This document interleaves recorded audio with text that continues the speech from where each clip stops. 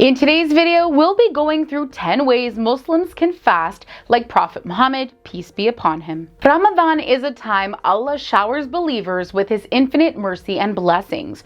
During this time, many Muslims work hard to draw themselves closer to Him to seek forgiveness and maximize their rewards. Welcome back to FTD Facts. I'm Sarah Carvalho, and in today's video, we'll be looking at 10 ways Muslims can fast like Prophet Muhammad, peace be upon him. All right, starting off at number 10. Always take suhur. The Prophet Muhammad said, take suhur, for in suhur there is blessing. Now, suhur is seen as a very important meal as it is intended to help energize you throughout the day, as well as help retain the strength to focus on worship. Therefore, it is recommended to have whole foods for suhur to give you boosts of energy at intervals throughout the day. Another important thing to do is to break your fast promptly as the sun has set. After a whole day of not eating and drinking for the sake of Allah, it is important to not delay breaking your fast when it is time to do so. Now, before and after breaking the fast, one must be sure to take the proper time to recite the appropriate du'as. For iftar, the Prophet was reported to have eaten fresh or dried dates, and if dates were not available, he would drink water.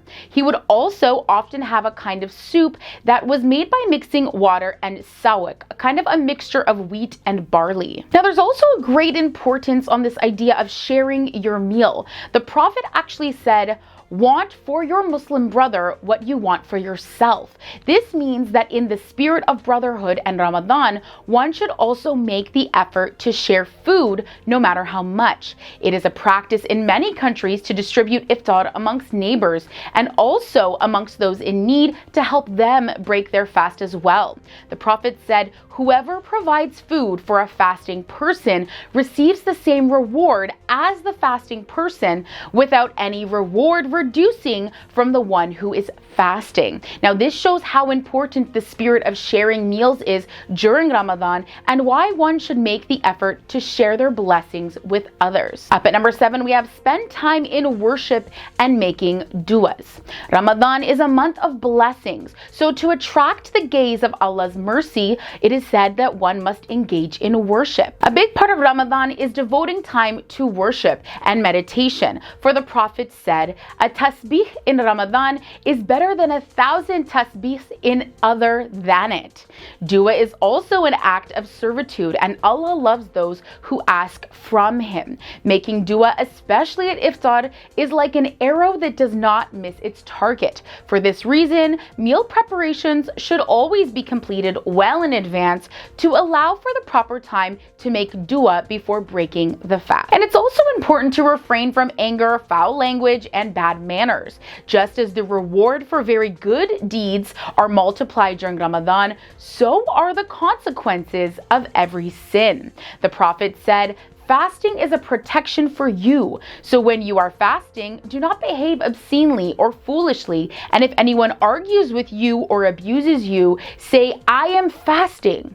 I am fasting. After all, fasting is not just about refraining from food sustenance. It's also about the practice of piety or taqwa.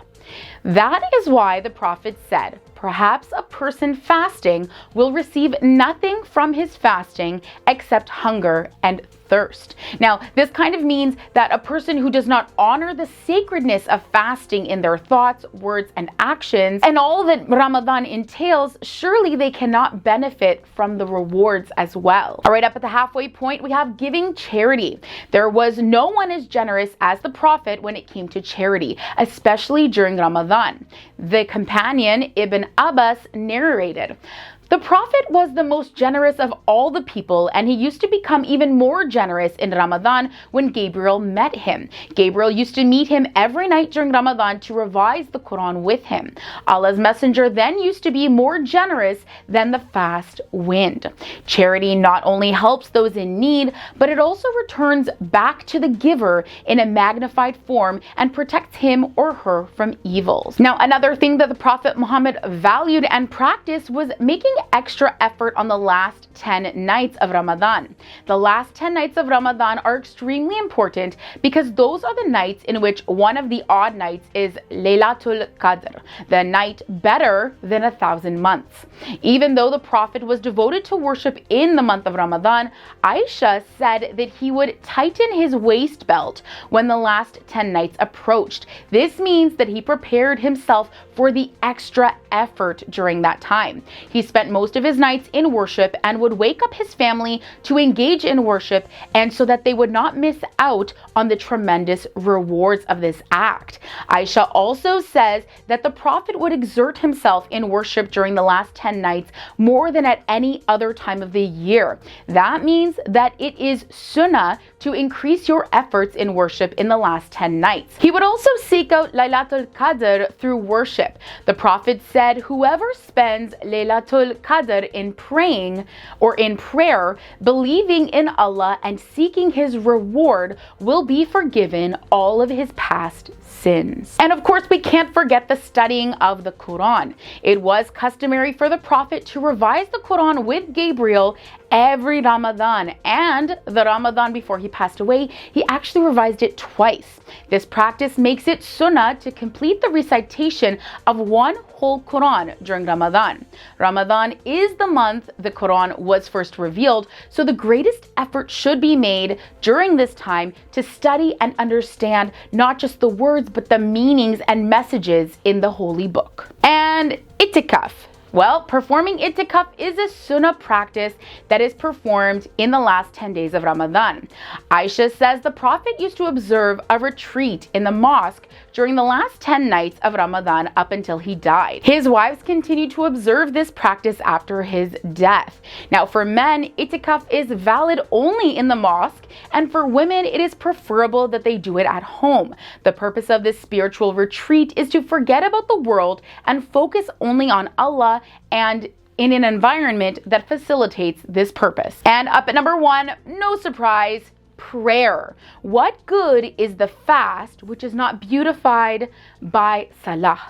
Prayer is what stands between a person and disbelief. The Prophet said, whoever does not pray Asr, his good deeds will be annulled. This hadith specifies Asr prayer, but is generally about prayer as a whole. No good deed, including fasting, will be accepted without prayer.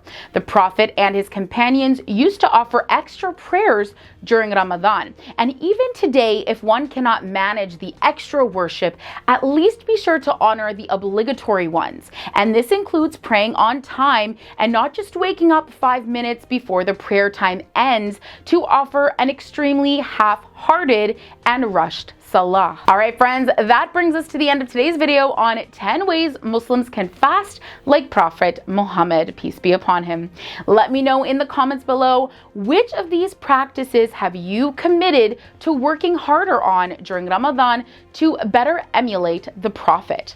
As always, thanks for watching, like and subscribe, and we'll catch you right back here next time for more facts. See ya.